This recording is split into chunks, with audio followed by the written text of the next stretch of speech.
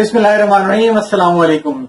جیسا کہ میں آپ کو بتا چکا ہوں کہ شاہ ملک فاروقی اکیڈمی میں آپ بیتی، سوانے، خاکے ایک خاصا معقول کلیکشن ہمارے پاس موجود ہے، اور آپ بیتی ہمارے پاس تقریباً ہر شعبے زندگی سے تعلق رکھنے والے افراد کی ہے، جس میں سیاسی لیڈر بھی ہیں، ادیب بھی ہیں، شعراء بھی ہیں، پولیس والے بھی ہیں، آرمی والے بھی ہیں، اور ساتھ ہی ساتھ شعبہ قانون سے تعلق رکھنے والے کافی معروف وکلاء اور معروف ججز حضرات کی آپ بیتیاں ہمارے پاس موجود ہیں۔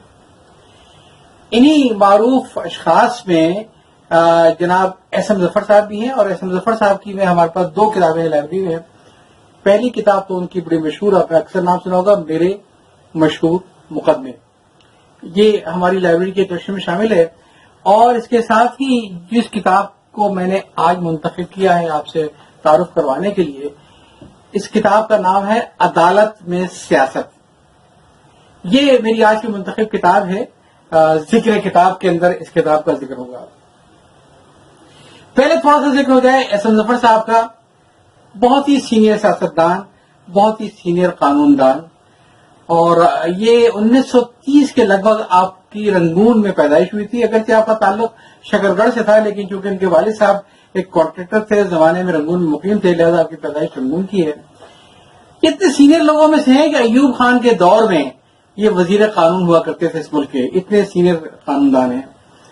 بعد میں یہ سینیٹر بھی رہے ہیں، اور اس کے علاوہ جو حکیم سعید صاحب کے انتقال کے بعد اس کے جو ہمدرد یونیورسٹی تھے، اس کے تیسرے چانسلر بھی ایس ایم ظفر صاحب تھے۔ ایس ایم ظفر صاحب کی یہ کتاب جو میں نے آج چنی ہے، جس کا نام ہے عدالت میں سیاست۔ اچھا، بنیادی طور پر اس میں انہوں نے صرف 6 مقدمات کا ذکر کیا ہے، اور میرے مشہور مقدمے کے برعکس یہ مقدمے وہ نہیں ہیں جو کہ ایس ایم ظفر صاحب کے اپنے لڑے ہوئے ہیں، بلکہ یہ کچھ تاریخی مقدمے ہیں جن کو یہ انہوں نے تاریخ کا ایک حصہ بنا دیا ہے، جس میں ایک پہلا مقدمہ بڑا انٹرسٹنگ اور 400 سال قبل مسیح کا مقدمہ، اور وہ مقدمہ ہے ایتھنز کی ایک عدالت کا، جہاں 500 افراد کی جیوری نے سقراط کو سچ بولنے کے جرم پہ زہر کا پیالہ پینے کا حکم دیا۔ اس موقع پر سقراط نے ایک بڑا انٹرسٹنگ جملہ کہا تھا۔ اس نے کہا کہ تم لوگ غلطی بھرو اگر یہ سمجھتے ہو کہ کسی فرد کو مار کے اس کے خیالات کو اس کے ساتھ دفن کر دو گے، مگر یہ سقراط کی عظمت تھی کہ جب اس کو موت کا سزا سنائی گئی کہ تمہیں زہر کا سارا پیالہ پینا ہے، تو اس کے کچھ ساتھیوں نے سقراط کو نکالنے کی کوشش کی اس جیل سے کہ ان کو کسی محفوظ جگہ پہنچایا سکے، مگر سقراط نے انکار کر دیا۔ اس نے کہا کہ اگر آج میں فرار ہو گیا تو پھر دنیا کبھی سچوں پہ اعتبار نہیں کرے گی۔ میرا یہ جیل سے فرار میرے اپنے خیالات کی نفی ہوگا کہ ہمیں سچ کی خاطر بڑے سے بڑی قربانی دینی چاہیے۔ سقراط کے علاوہ جس میں 5 مضامین دیے ہوئے ہیں، ایک تو توہین عدالت کے موضوع پر ہے کہ توہین عدالت اور پھر توہین، اور اسی طریقے سے انہوں نے قاضم کے کا بھی بڑا ذکر کیا اس کے اندر، اور ایک مضمون اس میں لکھا ہے، بہت ہی طویل مضمون ہے اس کے اوپر، حکومت بیرسٹر جناح کی نظر میں۔ لیکن میں سمجھتا ہوں کہ جو سب سے طویل مضمون ہے اس کتاب عدالت میں سیاست میں، وہ ہماری سیاست کا، پاکستان کی سیاست کا سب سے انٹرسٹنگ پہلو نظریہ ضرورت۔ اس پر آپ نے کافی ایک طویل مضمون لکھا ہے جو بڑا حساس موضوع ہے، اور ان کا آخری 6واں موضوع جو ہے وہ بھی بڑا ایک انٹرسٹنگ ہے، اور اس کا عنوان بھی دلچسپ ہے کہ کیا عدالتوں میں ایسا بھی ہوتا ہے۔ لیکن میں نے اس کتاب سے جس مقدمے کو منتخب کیا ہے، یہ ایک بہت ہی دلچسپ مقدمہ ہے، اور یہ مقدمہ ہے ان خاتون کا جن کو لیونا ہیمسلے ان کا نام تھا، لیونا ہیمسلے ان کا نام تھا، اور ان پر الزام یہ تھا کہ انہوں نے جو اپنے ٹیکس ریٹرن فائل کیے اس کو ڈیٹیل میں اسکروٹنی کرنے کے بعد معلوم ہوا کہ اس کی اسپرٹ جو تھی کوئی ٹیکس چوری کرنے کی تھی، یہ ان پہ الزام آیا تھا۔ بنیادی طور پر ایک پولش نژاد یہودی خاتون تھی، پہلی شادی انہوں نے ایک وکیل صاحب سے کی جو کہ ناکام ہو گئی، پھر اس کے بعد 2 شادیاں مزید کی، اور آخر میں چوتھی اور آخری شادی انہوں نے کی تھی وہاں کے ایک بہت بڑے کروڑ پتی کوئی تھے امریکہ کے، ریئل اسٹیٹ کے بہت بڑے چیمپئن تھے وہ، جن کا نام تھا Harry ہیمسلے۔ It was her 4th marriage, but by all accounts, Leona Helmsley had never been happier than when she married Harry Helmsley. She had built up a successful real estate career in her own right. But when she married Harry, they were one of the most powerful and wealthy couples in the world. He's a great romancer, And he's brilliant. And he's good looking. And he's rich. I've got everything with یہ شادی بہت ہی کامیاب رہی. یہ شادی سے پہلے بھی ایک بہت ہی متمول خاتون تھی. اس کو 4 چاند لگے, لیکن اس میں جو بزنس کرنے کی صلاحیتیں تھیں, اس کو نکھار تب آیا جب اسے ہیری ہیمسلے کی دولت ملی آگے بڑھانے کے لیے. ہیری کا فوکس تو خیر ریئل اسٹیٹ پہ تھا, لیکن یہ گئی ہوٹلنگ کے اندر, اور انہوں نے ہوٹل کے کاروبار کو کہیں سے کہیں بڑھا دیا. لیونا نے اپنی کاروباری صلاحیتوں کے ذریعے اپنے ہوٹل کے کاروبار کو توسیع دی. یہ 23 ہوٹل کی چین کو براہ راست کنٹرول کر رہی تھی اور اپنے آپ کو ہوٹل کوئین کہلانا پسند کرتی تھیں. بنیادی طور پہ اس کی جتنی اشتہاری مہم ہوتی تھیں, کیونکہ خوش شکل خاتون تھی یہ مالک اس کی, تو لہذا اس کی برانڈ ایمبیسڈر بھی یہ لیونا خود ہی ہوا کرتی تھی, یہ بتانے کے لیے کہ جناب میں آپ کی کتنی کیئرنگ کرتی ہوں. شادی کے بعد جہاں لیونا کی دولت میں اضافہ ہو رہا تھا, جہاں اس کی بزنس میں اضافہ ہو رہا تھا, جہاں ہوٹل کا سرد اس نے کہیں سے پہنچا دیا, ایک اس سے غلطی ہو گئی, اور اس نے جو میں آپ کو پس منظر میں ایک بنگلہ دکھا رہا ہوں, یہ بنگلہ اس نے پرچیز کر لیا. جب انہوں نے پرچیز کیا, ان کی پوری دولت کا اندازہ اس وقت جو تھا تقریباً $1.5 ارب سے زیادہ تھا.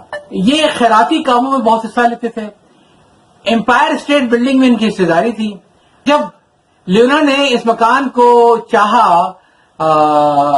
اس کی رینوویشن کے لیے, تو اخراجات اس کے بجٹ سے کہیں زیادہ تھے. اب یہاں سے کہانی میں ایک ٹوسٹ آتا ہے جو شاید ہمارے آپ کے ذہنوں میں نہیں ہوگا. مکان کس کی ملکیت؟ لیونا کی ملکیت. اور 23 ہوٹلوں کی مالک کون؟ وہ بھی لیونا تھی.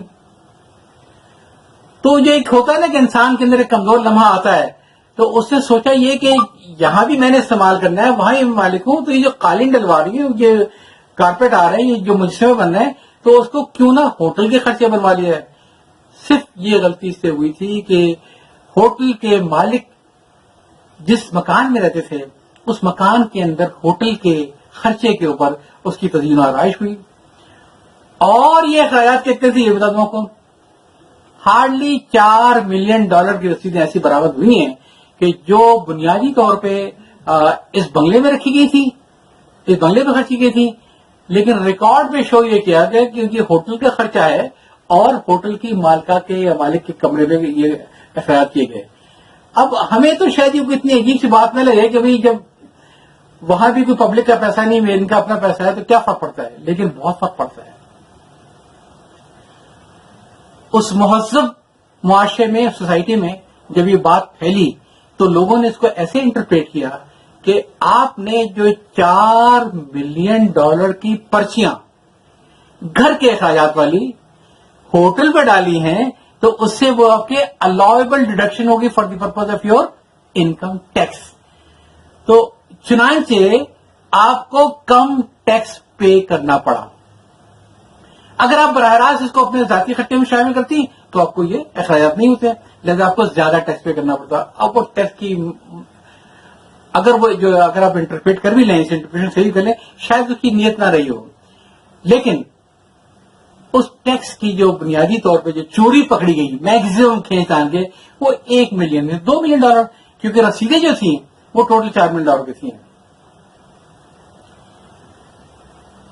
1 ملین یا 2 ملین بس. اور کس کی ہم بات کر رہے ہیں؟ ہم اس کی بات کر رہے ہیں سالانہ $5 کروڑ کا انکم ٹیکس پے کرتی تھی. جو عورت سال کا $5 کروڑ کا انکم ٹیکس پے کرتی تھی, اس پر الزام یہ لگا کہ جناب آپ نے $20 لاکھ کا ٹیکس چوری کیا ہوگا, صرف پرچیاں ادھر کی ادھر کرنے کے بعد. آئیے اب میں آپ کو ایس ایم ظفر صاحب کی کتاب عدالت میں سیاست سے اس مشہور امریکن ٹیکس چوری, جو میں نے آپ کو بتایا نا کہ جو خاتون $5 کروڑ کا سالانہ ٹیکس پے کرتی تھی, ان پر الزام تھا کہ $20 لاکھ کی پرچیاں اپنے بجائے ذاتی خرچے کے, اپنے ذاتی خرچے کے, اپنے ہوٹل کے خرچوں میں شامل کر کے تقریباً $20 لاکھ ٹیکس چوری کیا ہوگا. پہلے تو اس خاتون کا میں آپ کو بیک گراؤنڈ بتاؤں. جب ان کی شادی ہوگی چوتھے شوہر کے ساتھ یہ, تو ظفر صاحب لیتے ہیں کہ لیونا ہیمسلے خود بھی بڑی مستعد اور کاروباری ذہن کی خاتون تھیں, اور ازدواجی رشتے میں منسلک ہونے کے کچھ عرصے بعد ہی انہوں نے ہیمسلے پیلس ہوٹل نیو یارک کا انتظام اپنے ہاتھ میں لے لیا, اور اتنی کامیاب ثابت ہوئی کہ بورڈ آف ڈائریکٹر نے تمام ہوٹلوں کا کنٹرول انہیں کو دے دیا اور یہاں انہوں نے بہت ترقی دکھائی. مسٹر ہیملیز نے ان تمام کامیابیوں کے سلسلے میں اپنی باصلاحیت اور پرکشش بیوی کو امریکہ کے ایک حسین و دلکش علاقے میں 26 ایکڑ کا ایک رہائشی رقبہ خرید کر دیا، جس میں ایک محل نما کوٹھی اور باغات پہلے سے موجود تھے. لینا جہاں انتظامی ادراک رکھتی تھی، وہیں بے پناہ شدید قسم کی وہ شاخ خرچ اور نمائشی بھی تھی. قیمتی اور نادر اشیاء کو اکٹھا کرنے کا انہیں بہت ہی جنون تھا، اور یہی ان کا جنون کو عدالت میں لے کر چلا گیا بطور ملزم. انہوں نے اپنے مکان کی ڈیکوریشن کے لیے، ڈانس ہال کے لیے دنیا کا قیمتی ترین سنگ مرمر منگوایا، بہترین کے سوئمنگ پول بنے، اور اسی طریقے سے باغات اور سندر مجسمے، اور جو فرنیچر ایک سے ایک عمدہ تھا، قالین ایک سے ایک عمدہ، ایرانی بھی، افغانی بھی اور پاکستانی بھی. ظفر صاحب کہتے ہیں کہ آرائش پر اخراجات اندازے سے کہیں زیادہ نکلے. لیونا نے ان کو پورا کرنے کے لیے چند اشیاء کے اخراجات ان ہوٹلوں کے اخراجات میں دکھانے کا انتظام کیا جو اس کی زیر نگرانی چل رہے تھے. اس طرح ان رقوم کو وہ کاروباری خرچ یعنی بزنس ایکسپنس کے بعد میں دکھا کر ٹیکس میں چھوٹ حاصل کر سکیں. جن فرموں سے وہ خصوصی اشیاء خریدی گئی تھی، لیونا کے کارندوں نے رسیدیں بھی لیونا کے ذاتی اکاؤنٹ کے بجائے ہوٹلوں کے اکاؤنٹ سے اور مصحف میں دکھانے پر یہ مجبور کیا کہ آئندہ کے بزنس کا خیال کروں. تو یہ اندرون خانہ یہ خبر لیک ہوئی، جب پہنچی تو کسی کو یقین بھی نہیں آیا، لیکن اس وقت کے جو اٹارنی جنرل تھے انہوں نے اس کو بڑا سیریسلی لیا کہ چلو ٹھیک ہے، اگر سینہ گزر سے پھیلی گا ہوٹل میں، اگر یہ خبرات میں آ رہی تو کیوں نہ اچھی تحقیقات کرا لی جائے. ایک بڑا جو انٹرسٹنگ ہوا کہ جناب جب یہ مقدمہ چلنا شروع ہوا تو ان کو تو کوئی اندازہ ہی نہیں تھا، اور یہ کہا کرتی تھی کہ مجھے کیسے کوئی جیل بھیج سکتا ہے. لینا کا کہنے کا مطلب یہ تھا کہ میرے ٹیکس کے کاغذات میں خود تو نہیں بناتی نا، میری اپنی ٹیم ہے، اس سے اگر غلطی ہوگی تو اس سے میرا کیا قصور ہے، میں تو 5 کروڑ کا ٹیکس پے کرتی ہوں. عدالت نے یہ بات نہیں مانی، اور ان کے طرف سے ایک فوجداری کے ایک بہت بڑے وکیل صاحب پیش ہوئے تھے، جیبرالڈ اپنی پوری ٹیم کے ساتھ. 3 سال تک مقدمہ چلتا رہا، مگر تفتیش اتنی مکمل تھی کہ 30 اگست 1985 کو اس کیس کا فیصلہ آ گیا. اور اس فیصلہ آنے کے بعد ایک ممبر جیوری نے نہایتی سخت اور تحقیر آمیز لہجے میں اس کروڑ پتی خاتون سے کہا ایک لفظ چبا کر کہ لیونا مجرم ہے. تو امریکی قانون کے مطابق جب یہ جیوری نے دے دیا تو نیویارک فیڈرل کے جج جان ایم واکر نے لیونا سے پوچھا کہ جیوری کے اس اعلان کے بعد وہ سزا کے سلسلے میں کیا کہنا چاہتی ہیں. اب میں آپ کو اس عورت کے الفاظ دہرانا چاہوں گا کہ جہاں مہذب معاشرے کے اندر جہاں لوگ حساس ہوتے ہیں ان کا رد عمل کیا. الفاظ سنیے گا. میں اس وقت اپنے آپ کو بہت چھوٹا محسوس کر رہی ہوں اور بے حد شرمندہ ہوں کہ زمین، میں چاہتی ہوں کہ زمین مجھے نگل جائے. میں اس مقدمے کے دوران یوں محسوس کرتی رہی جیسے میں کوئی بہت ڈراؤنا خواب دیکھ رہی ہوں، اور بس مجھے کچھ نہیں کہنا. I feel as though I have been living through a nightmare for 3 years. کہ 3 سال تک میں یہ بھیانک خواب دیکھا. تو اس طریقے سے عدالت نے کوئی $70 لاکھ کی ان کے اوپر تو جرمانہ کیا، ٹیکس وصول کیا جو $33 کا تھا، اور 4 سال کی قید کی سزا سنائی. اور جب یہ باہر نکلی ہے قید کی سزا سن کے تو ان کی بہن گوانے تھا، یہ واقعی وہاں پہ فینٹ ہو کے بے ہوش ہو کے گر پڑی. اچھا ہمارے سیاستدانوں کا نہیں بلکہ واقعی ان کا میڈیکل چیک اپ ہوا، اور میڈیکل چیک اپ کے بعد معلوم ہوا کہ ان کا جو صحت اتنی خراب ہو گئی تھی 3 سال کی، ہارٹ اٹیک ہوا. امریکن معاشرے میں ان کو لے جایا گیا، اسپتال میں رکھا گیا. اسپتال میں ان کا قیام رہا 1-1.5 مہینہ جو بھی تھا علاج کا، اور وہاں سے ان کو دوبارہ پھر جیل منتقل کر دیا گیا. 4 سال کی جیل ان کو سزا ہوئی تھی. 2 بڑے عبرت کے مقام تھے اس پورے کہانی میں جو مجھے نظر آئے، جو مجھے ٹیک اوے سمجھ آیا اس کا. پہلا تو یہ کہ اتنی کروڑپتی خاتون تھی لیکن اس کا اپنے ملازمین کے ساتھ رویہ بہت ہی توہین آمیز تھا. یہ سب کے سامنے ان کی بے عزتی کرتی تھی، بات بات میں ان کو نوکری سے نکالتی تھی، لیکن اللہ تعالیٰ کا نظام بھی عجیب و غریب ہے. ایک وقت ایسا آیا کہ اس کے نچلے درجے کے ملازمین کی گواہی پر اس کو اتنی لمبی چوڑی قید کی سزا ہو گئی. اس کے ملازمین نے گواہی دی کہ اس نے کہا تھا تو ہم نے یہ رسیدیں ہوٹل کے نام کی بنوائی. یہ کہتی رہ گئی کہ میرے پاس اتنی نیٹی گریڈیز کا وقت نہیں تھا، اتنی ڈیل کا وقت تھا، یہ ان کا کیا تھا. عدالت نے ان کو فوقیت دی جنہوں نے کہا، جو ان کے ملازمین کو، جن کے ساتھ اتنا توہین آمیز سلوک تھا. اس میں سے اس کی ایک ہاؤس میٹ تھی جس نے عدالت میں کھڑا ہو کے ایک بات کہی، ایک بار جس نے عدالت میں کھڑے کے بیان دیا کہ لیونا نے مجھ سے کہا تھا کہ ہم بڑے لوگ ٹیکس پے نہیں کرتے ہیں، ٹیکس تو تم جیسے غریب لوگ پے کرتے ہیں. اور لیونا روتی رہے گی کہ میں نے $350 ملین سے زیادہ کا ٹیکس پے کیا ہے، میں $5 کروڑ سال ٹیکس پے کرتی ہوں، میں ایسی بات کیسے کہہ سکتی ہوں.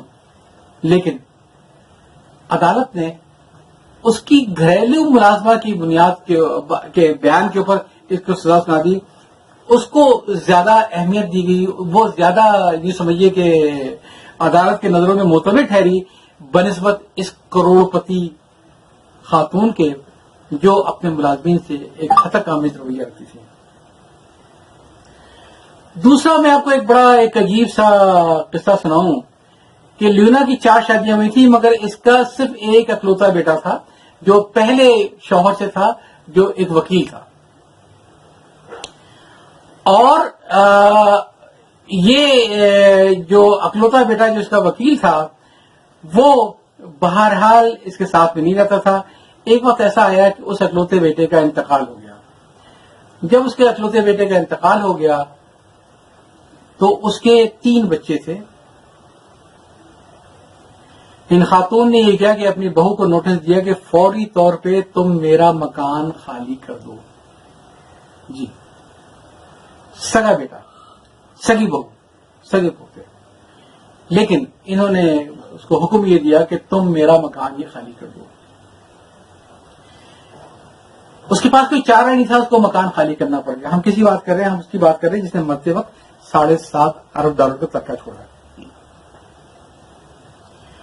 پھر اس کے بعد اس نے اپنی بہو کے اوپر مقدمہ کر دیا کہ تمہارے شوہر نے مجھ سے کچھ قرضہ لیا تھا، اب یہ قرضہ بھی تم مجھے واپس کرو. تو چنانچہ اس کو وہ قرضے کی رقم بھی واپس کرنی پڑے گی. اس کی بہو تو خیر چھوڑے، وہ تو بہت ہی، اس کے سگے پوتے سڑک پر آ گئے. یہ تو ایک پہلو تھا. جب اس عورت کا انتقال ہوا ہے تو امریکہ میں اخبارات کے رسائل جو ہوتے ہیں فل پیج ٹائٹل کی تصویر کی چھپی تھی ان خاتون کی. اور آپ کو عجیب سا لگے گا کہ جس عورت کا انتقال ہوا ہو اس کے لیے ٹائٹل میں تصویر تھی اور اس پہ لکھا تھا رچ بچ، رچ بچ. اچھا، وہ مرنے، جو اخبار والے بڑے ذہین ہوتے ہیں، وہ انہیں مرنے والی کو کتیا نہیں کہا تھا. اس کی گود میں جو کتیا بیٹھی تھی اس کے حوالے سے تھا. تصویر ظاہر ہے کہ لینا کی بھی تھی ہے اور اس کی گود میں اس کی فیوریٹ کتیا کی بھی تھی.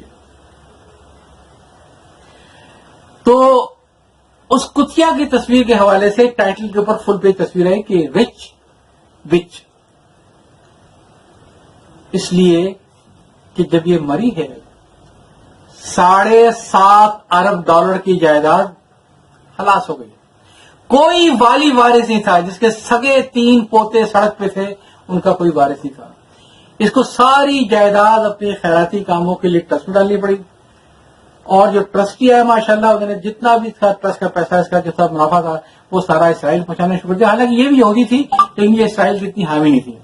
اور لیکن مرنے کے بعد اس کے سارے پیسے جو تھے، اس کی اولاد سڑک پہ تھی اور وہ سارے پیسے جو ہے ادھر ادھر تتر بتر ہو گئے. رچ بچ اس لیے کہا تھا کہ اس عورت نے اپنی کتیا کے لیے ایک ٹرسٹ قائم کیا اور کتیا کے نام کا $12 ملین ٹرانسفر کیا کہ یہ میری کتیا کی دیکھ بھال کام آئے گا.